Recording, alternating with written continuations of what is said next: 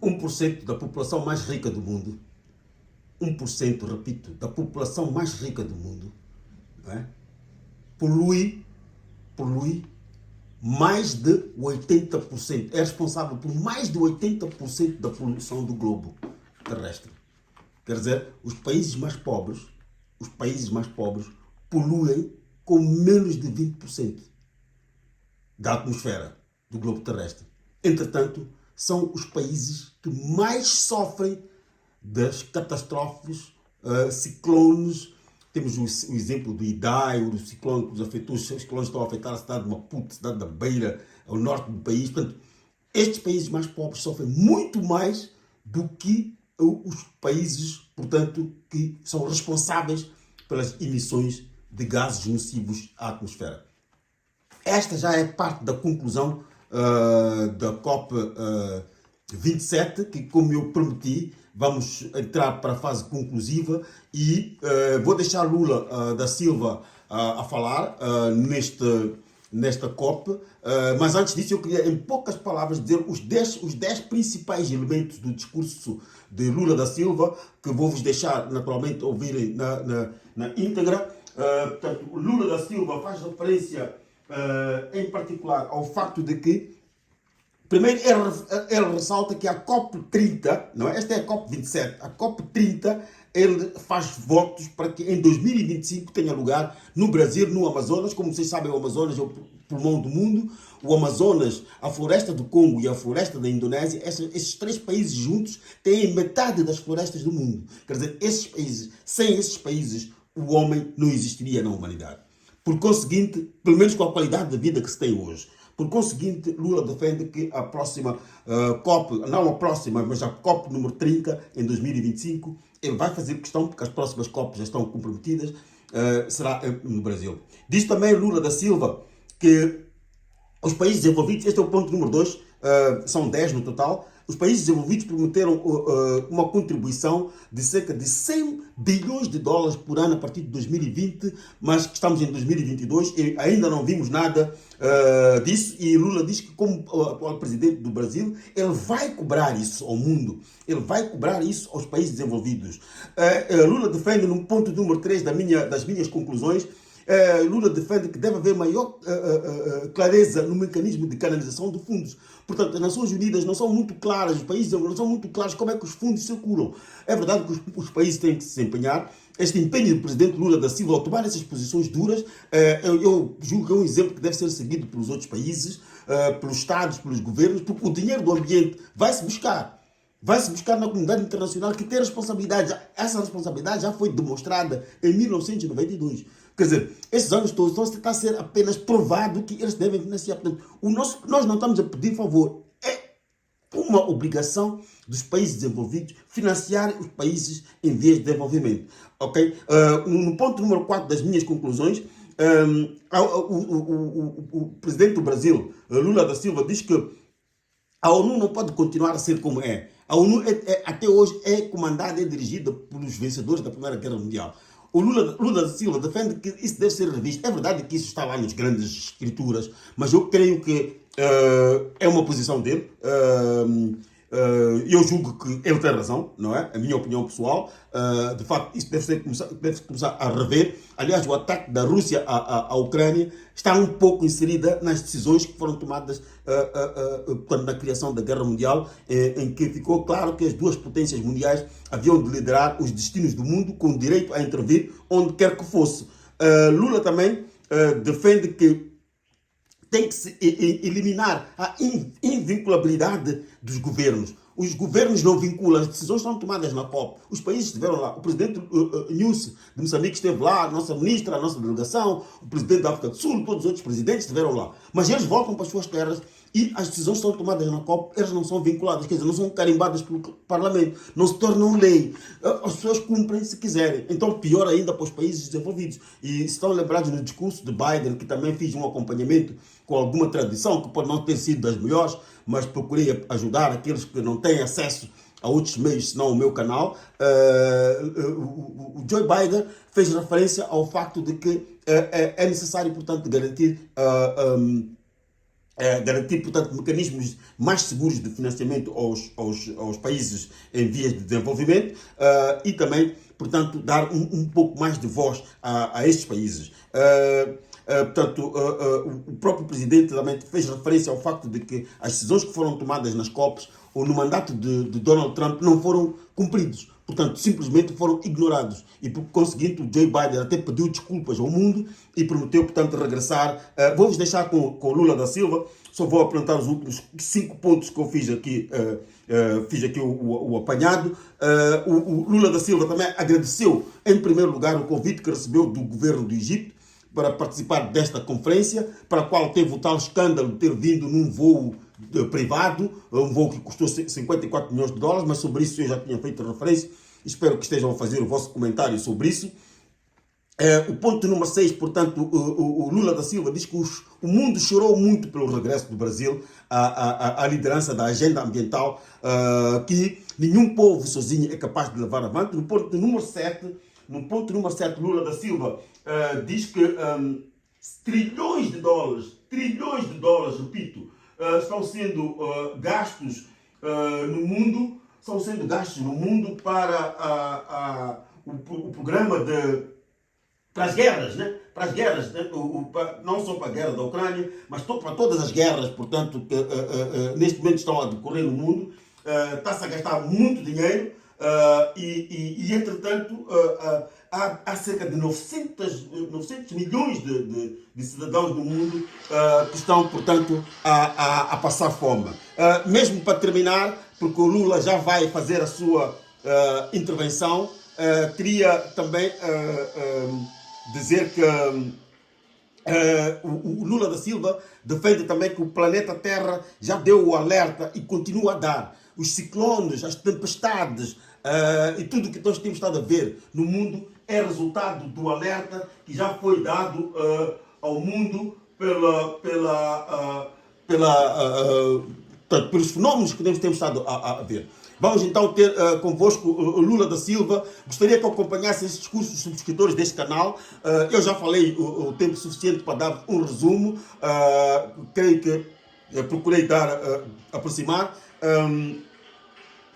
O Lula também diz ainda neste discurso que ele não voltou a governar o Brasil para voltar a fazer o que fez, mas sim voltou a governar o Brasil para fazer mais e melhor, não é?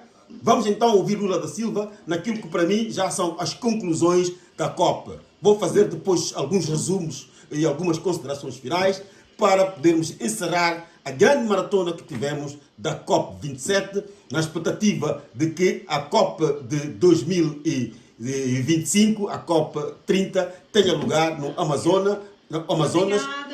Convosco então a vossa atenção para o discurso de Lula da Silva.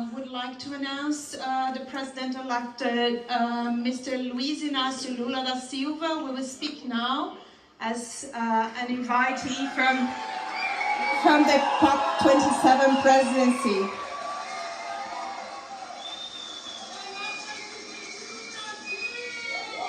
Vamos acompanhar então Lula da Silva nesta grande intervenção esperada por todo o mundo. Bem, eu quero, em primeiro lugar, agradecer ao presidente do Egito que me enviou um convite para participar dessa COP. Quero agradecer ao governador Helder Barbalho, governador do estado do Pará, no Brasil, que está presidindo o consórcio dos governadores dos estados amazônicos, que também participaram desse fórum. E quero dizer para vocês que é uma alegria essa volta política e participar de um primeiro evento patrocinado pela ONU, uma instituição que nós todos aprendemos a respeitar. E, em primeiro lugar, eu quero agradecer a oportunidade de estar aqui no Egito, berço da civilização que desempenhou um papel extraordinário na história da humanidade. Quero também agradecer o convite para participar da 27ª Conferência das Nações Unidas sobre as Mudanças Climáticas. Sinto-me especialmente honrado, porque sei que esse convite não foi feito para mim, mas foi feito para o meu país e para o povo brasileiro.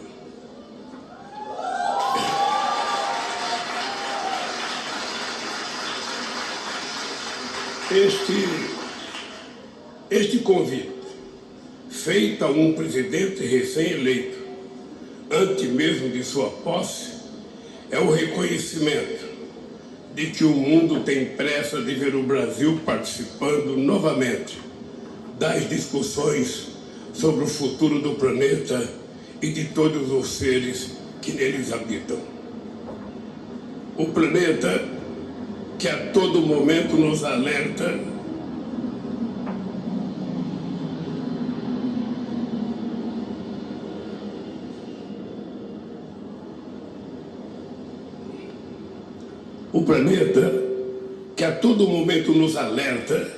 de que precisamos um dos outros para sobreviver, que sozinhos estamos vulneráveis à tragédia climática.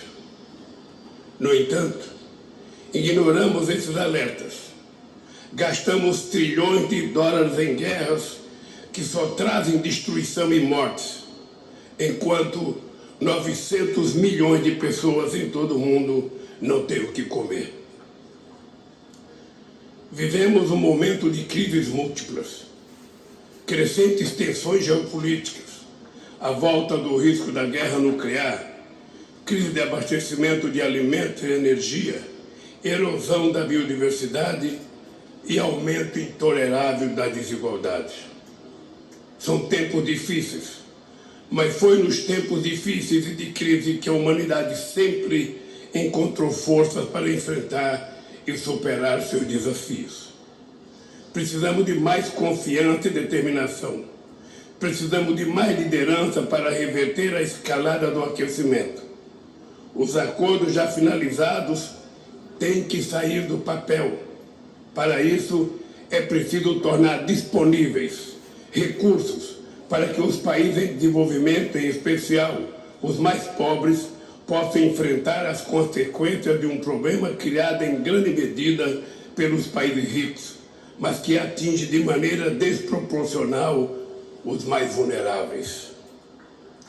Senhoras e senhores,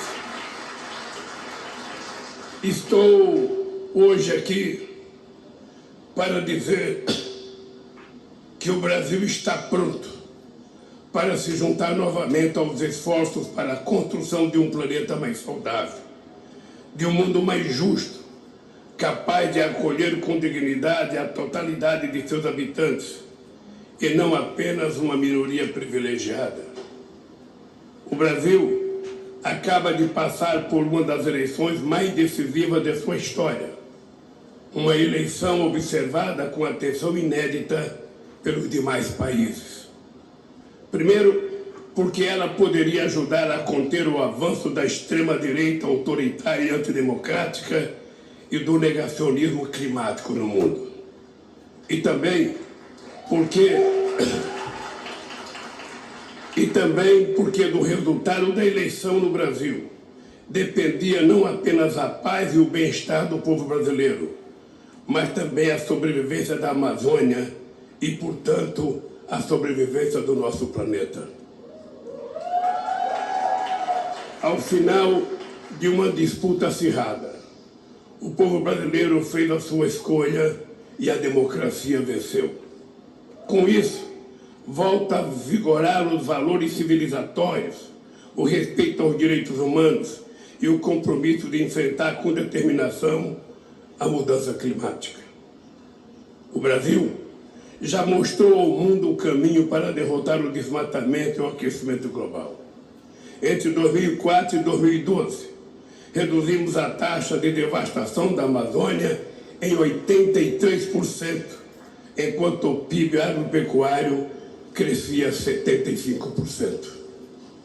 Infelizmente, desde 2019, o Brasil enfrenta um governo desastroso em todos os sentidos, no combate ao desemprego e às desigualdades, na luta contra a pobreza e a fome, no descaso com a pandemia que matou 700 mil brasileiros e brasileiras, no desrespeito aos direitos humanos, na sua política externa que isolou o país do resto do mundo e também na devastação do meio ambiente. Não por acaso, a frase que mais tenho ouvido dos líderes de diferentes países é a seguinte frase: o mundo sente saudade do Brasil. Quero dizer para vocês que o Brasil está de volta. Está de volta.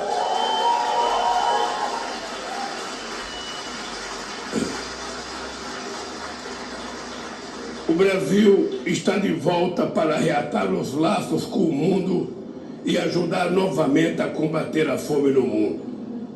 Para cooperar outra vez com os países mais pobres, sobretudo da África, com investimento em transferência de tecnologia.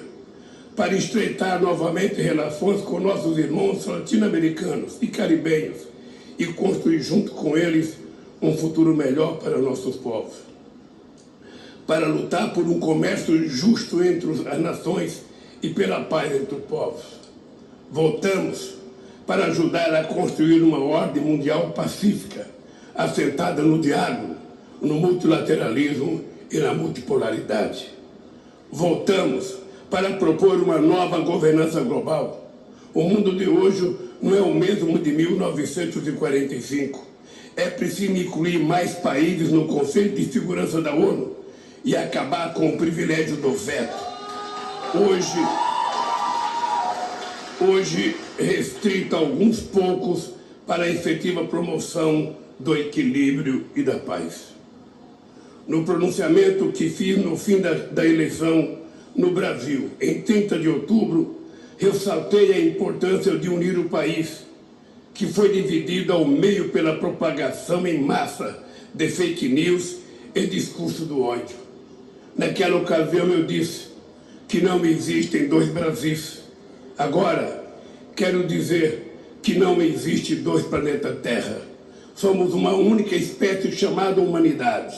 E não haverá futuro enquanto continuarmos cavando um poço sem fundo de desigualdades entre ricos e pobres.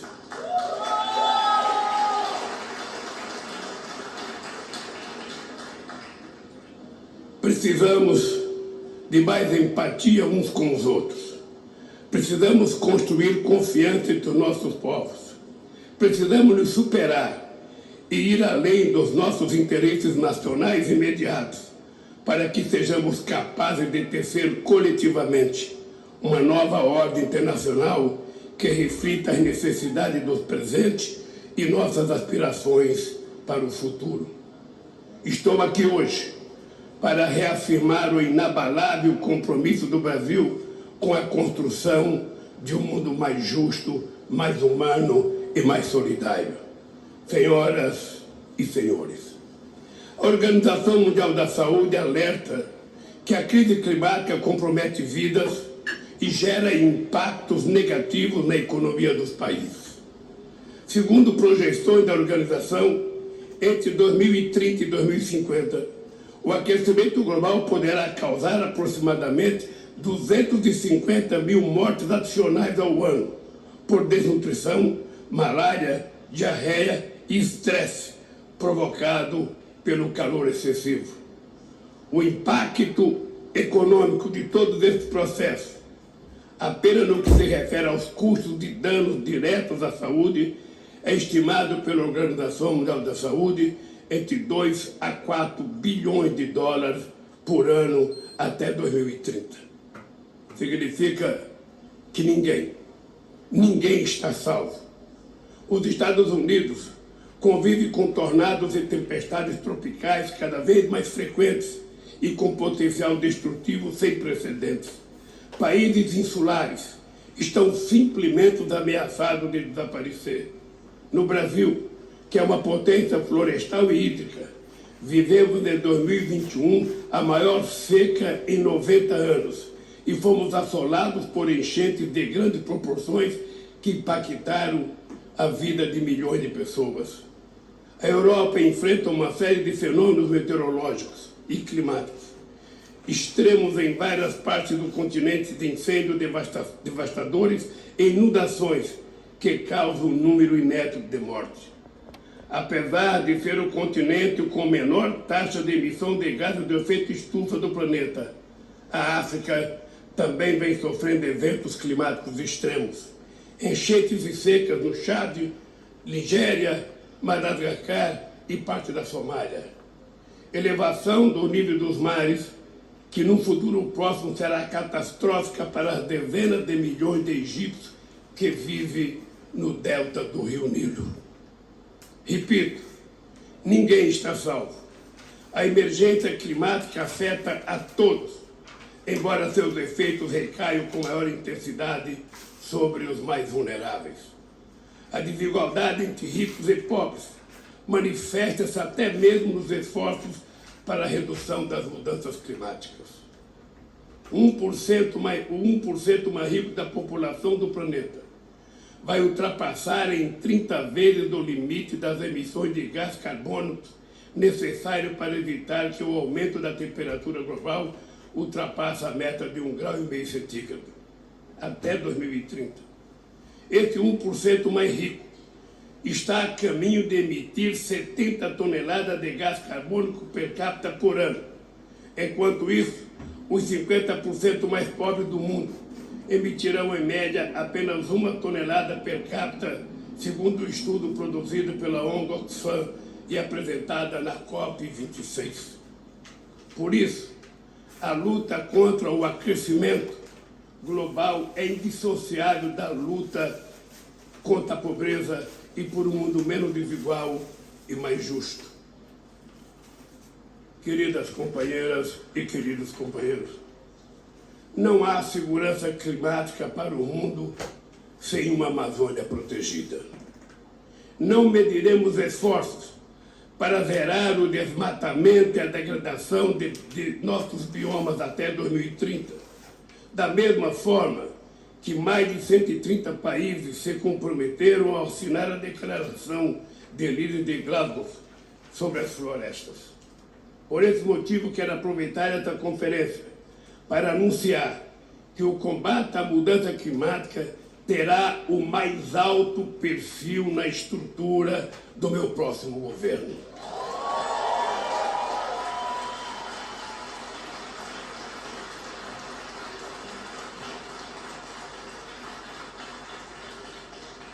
Vamos priorizar a luta contra o desmatamento em todos os nossos biomas.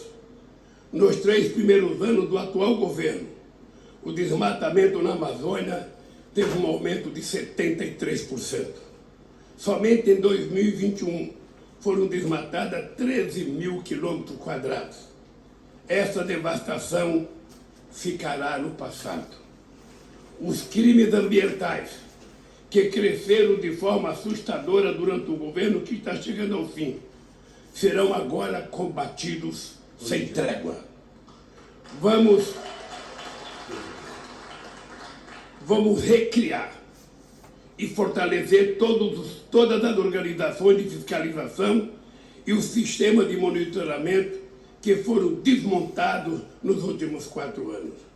Vamos punir com todo rigor o responsável por qualquer atividade ilegal, seja garimpo, seja mineração, extração de madeira ou ocupação agropecuária indevida. Esses crimes afetam, sobretudo, os povos indígenas. Por isso, vamos criar o Ministério dos Povos Originários para que os próprios indígenas apresentem ao governo propostas de políticas que garantam a eles sobrevivência digna, segurança, paz e sustentabilidade.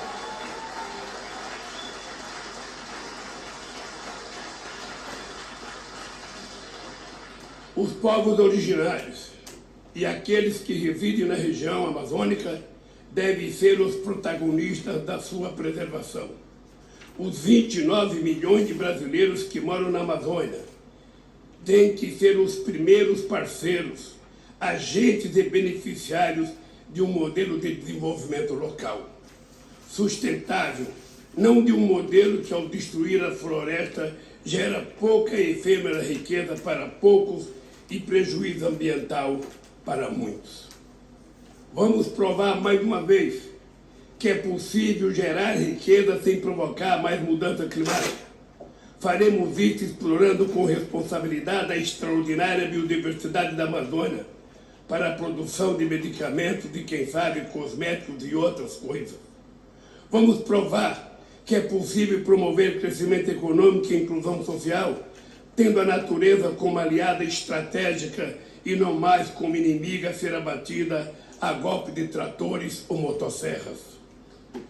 Tenho o prazer de informar que logo após nossa vitória na eleição de 30 de outubro, Alemanha e Noruega anunciaram a intenção de reativar o Fundo Amazônia para financiar medidas de proteção ambiental na maior floresta tropical do mundo.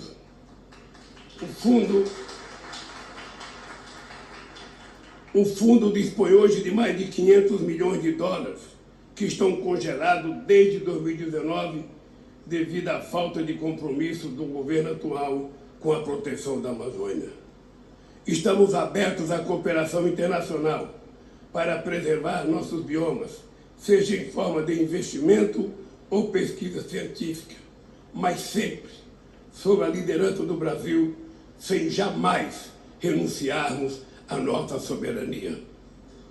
Conjugar desenvolvimento e meio ambiente também é investir nas oportunidades criadas pela transição energética, com investimento em energia eólica, solar, hidrogênio verde e biocombustíveis. São áreas nas quais o Brasil tem um potencial intenso e imenso, em particular no Nordeste brasileiro, que apenas começou a ser explorado. Cuidar das questões ambientais também é melhorar a qualidade de vida e as oportunidades nos centros urbanos, fornecer alternativas de meios de transporte com menor impacto ambiental, gerar empregos em indústrias menos poluentes na cadeia industrial da reciclagem, que melhora o aproveitamento das matérias-primas, e no saneamento básico, que protege a nossa saúde e nossos rios, cuidando da água, elemento indispensável à nossa vida. A produção agrícola sem equilíbrio ambiental deve ser considerada uma ação do passado. A meta que vamos perseguir é a da produção com equilíbrio, sequestrando carbono e protegendo nossa imensa biodiversidade, buscando a regeneração do solo em todos os nossos biomas e o aumento da renda para agricultores e pecuaristas. Estou certo de que o agronegócio brasileiro será um aliado estratégico do nosso governo na busca de uma agricultura regenerativa e sustentável, com investimento em ciência, tecnologia e educação no campo, valorizando os conhecimentos dos povos originários e comunidades locais. No Brasil, há vários exemplos exitosos de agroflorestas. Temos 30 milhões de hectares de terras degradadas. Temos conhecimento tecnológico para torná-las agricultáveis. Não precisamos desmatar sequer 1 metro de terra, de floresta, para continuarmos a ser um dos maiores produtores de alimentos do mundo. Este é o desafio que se impõe a nós brasileiros e aos demais países produtores de alimentos. Por isso estamos propondo uma aliança mundial pela segurança alimentar, pelo fim da fome e pela redução da desigualdade com total responsabilidade climática.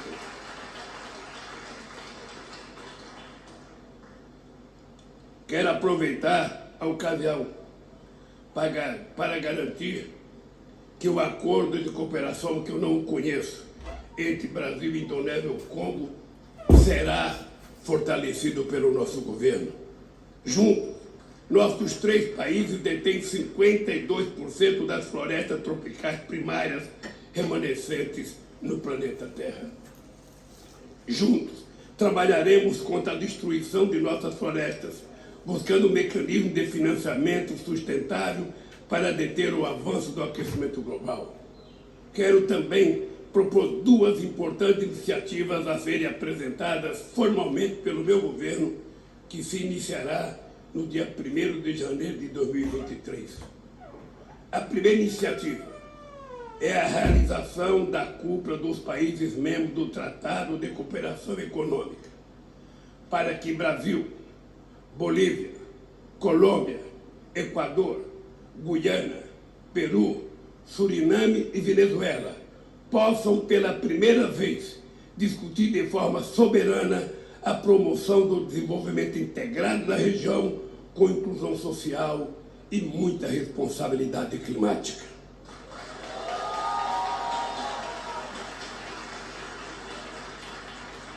A segunda iniciativa é oferecer o Brasil para sediar a COP30 em 2025. Seremos cada vez mais afirmativos diante do desafio de enfrentar a mudança do clima, alinhados com os compromissos acordados em Paris e orientados pela busca da descarbonização da economia global. Só queria dizer para vocês que o fato de convocar e pedir para que a ONU faça a COP30 no Brasil, eu quero já dizer aqui para todo mundo entender. Já tem muitas cidades querendo levar a COP para lá.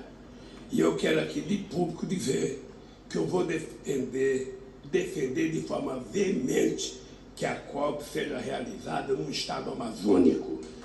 Que ela seja...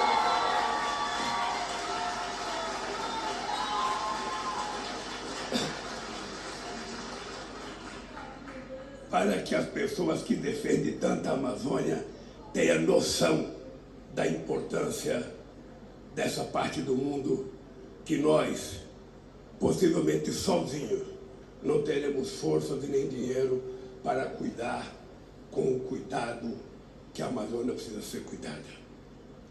Enfatizo ainda que em 2024 o Brasil vai presidir o G20.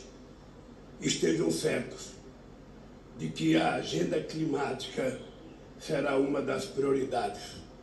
Até porque eu preciso discutir com os países ricos algumas decisões que já foram tomadas em várias outras COP e que essas decisões não saem do papel e não são executadas. E nós precisamos ter clareza de que nós não podemos ficar prometendo e não cumprindo, porque senão seremos vítimas de nós mesmos. Eu vou circular este discurso para todos os meus contatos. Vocês que em 2009 está aí mais uma boa. Na COP15 em Copenhague, escutem essa. Comprometeram-se em mobilizar 100 bilhões de dólares por ano. Eu vou repetir.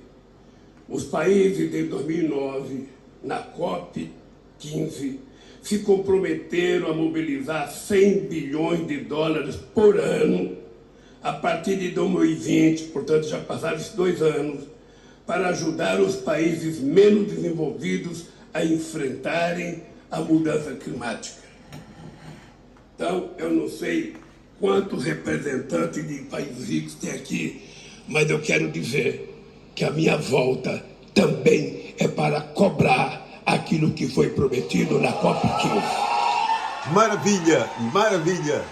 Vou circular isto para todos os contactos, para os meus amigos, família, cidadãos do mundo. A agenda ambiental está de volta. O Ministério da Terra, o governo moçambicano, o Parlamento, todos devem ouvir este discurso de Lula da Silva. Se ouvirem pelo meu canal está tudo bem, mas o discurso está disponível na internet. Por favor, por favor. É triste, mas esse compromisso nem foi e nem está sendo cumprido.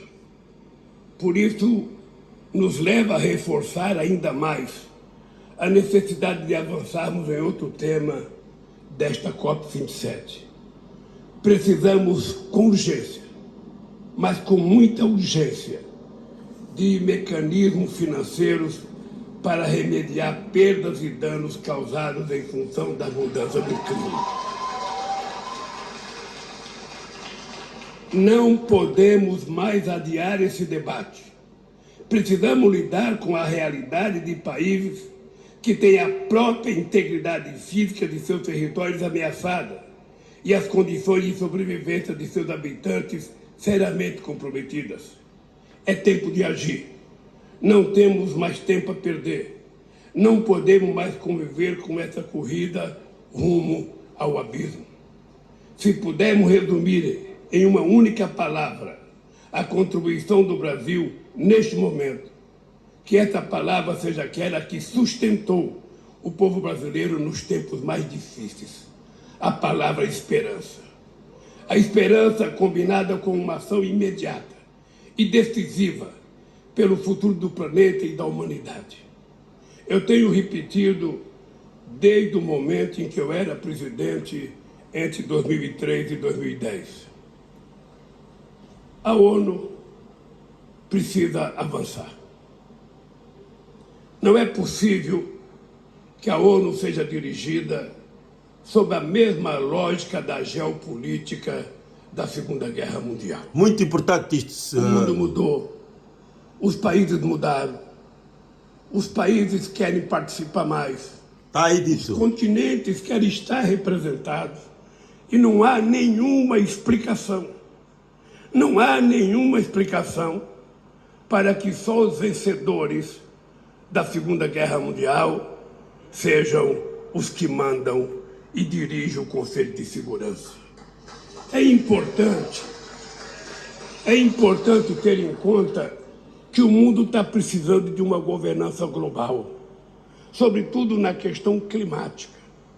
Porque quando nós tomamos uma decisão, e essa decisão é levada para o Estado Nacional, normalmente o Estado Nacional não concorda. Os empresários não aceitam. Os deputados e senadores não votam e não aprovam.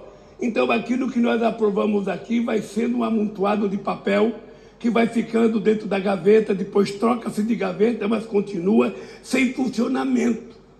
Se tem uma coisa que nós precisamos de uma governança global, é a questão climática. Porque nós temos que ter um fórum multilateral que decida com poder de decisão definitiva para que seja aplicado.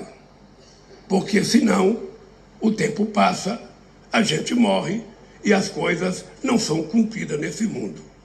É com esse objetivo que eu votei a me candidatar a presidente da República do Brasil. É com esse objetivo que eu estou aqui falando em nome do povo brasileiro. Eu não votei para fazer o mesmo que eu já tinha feito. Eu votei para fazer mais. E por isso, espere um Lula muito mais cobrador para que a gente possa fazer um mundo efetivamente mais justo e um mundo humanamente melhor para todos nós. Muito obrigado, com muito carinho, um beijo no coração de vocês. Caros subscritores, Francisco Lixuxa, aqui no canal Mundo Azul, para mim que é um desfecho. Esta é uma conclusão antecipada da conferência do Rio, da COP27. Para mim é um momento muito especial em que, portanto, os participantes da conferência provaram, ouviram Lula da Silva a falar, ouviram, portanto, o discurso de Lula da Silva e perceberam, e penso que todos perceberam também, que de facto o mundo está a precisar de uma liderança, os países estão a precisar de uma liderança que tenha a problemática climática como o aspecto principal. Este discurso e este tema acabou virando uma aula, bom, não chegou a 45 minutos, que é o tempo da aula no ensino secundário, nem a 50 minutos, que é o ensino médio, nem a 55 minutos, que é o tempo de uma aula nas universidades. O tempo de duração de uma aula normalmente é de 50 minutos. É o tempo que se considera que um ser humano pode estar concentrado.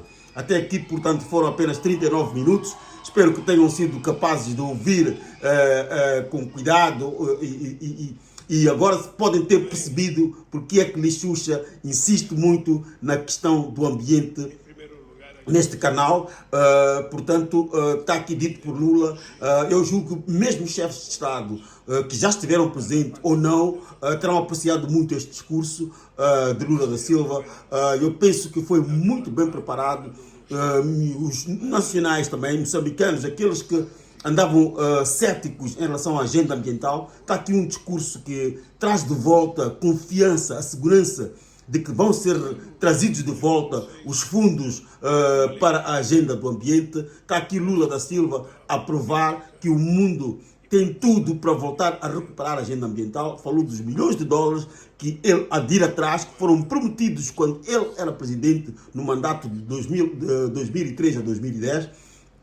Na COP15 foram prometidos cerca de 100 bilhões de dólares ano, e ele diz que há de ir atrás. E nós sabemos que Lula da Silva é um presidente que tudo o que promete, ele cumpre. E eu acredito que ele vai cumprir, ele há de ir atrás, e os países, e nós moçambicanos também vamos ter dinheiro os professores, a greve dos professores que não comprometam as aulas. Ensinem, por favor, a agenda climática aos estudantes.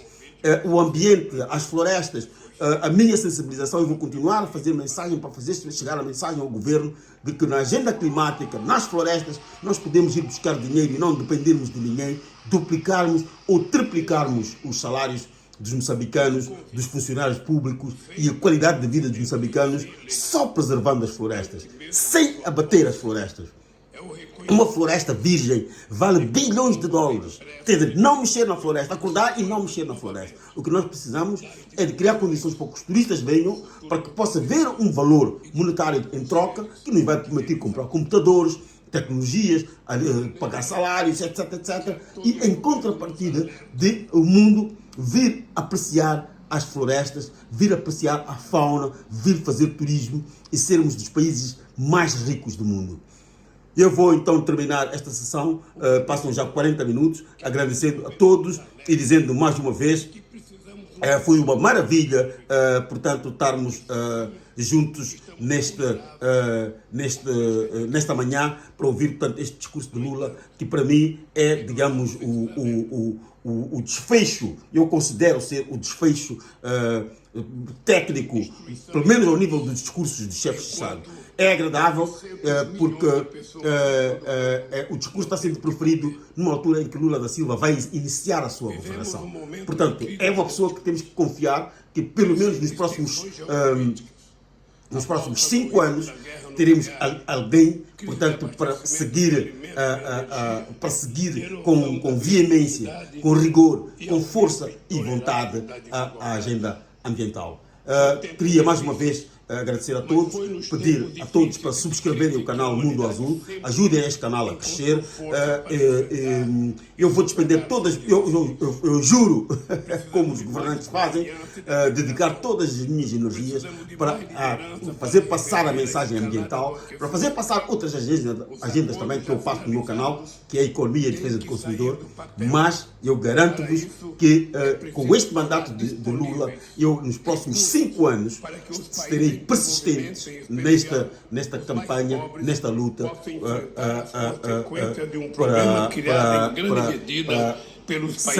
sairmos da agenda ambiental.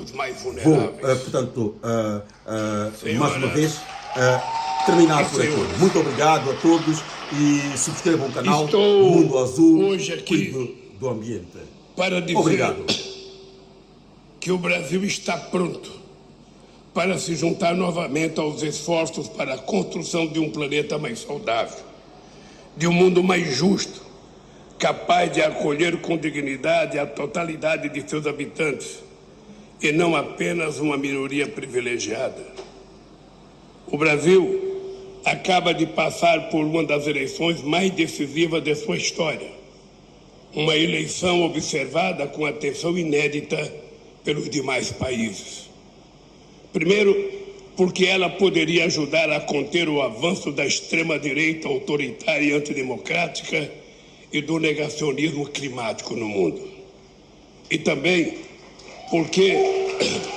Muito obrigado a todos. Também porque do resultado da eleição no Brasil dependia não apenas a paz e o bem-estar do povo brasileiro, mas também a sobrevivência da Amazônia e, portanto, a sobrevivência do nosso planeta. Maravilha, maravilha, Ao final maravilha, de uma maravilha. disputa acirrada. Muito obrigado. O povo brasileiro fez a sua escolha. Muito obrigado. E a Lula da democracia Silva, venceu. vamos consigo Com na isso, luta pelo clima. volta a vigorar Boa tarde. os valores civilizatórios, o respeito aos direitos humanos e o compromisso de enfrentar com determinação a mudança climática. O Brasil já mostrou ao mundo o caminho para derrotar o desmatamento e o aquecimento global. Entre 2004 e 2012, reduzimos a taxa de devastação da Amazônia em 83%, enquanto o PIB agropecuário crescia 75%. Infelizmente, desde 2019, o Brasil enfrenta um governo desastroso em todos os sentidos, no combate ao desemprego e às desigualdades, na luta contra a pobreza e a fome, no descaso com a pandemia que matou 700 mil brasileiros e brasileiras, no desrespeito aos direitos humanos, na sua política externa que isolou o país do resto do mundo e também na devastação do meio ambiente. Não por acaso, a frase que mais tenho ouvido dos líderes de diferentes países é a seguinte frase: o mundo sente saudade do Brasil. Quero dizer para vocês que o Brasil está de volta. Está de volta. Maravilha, maravilha, maravilha. Vamos terminar aqui. Maravilha, Mundo Azul, cuide do ambiente. O Brasil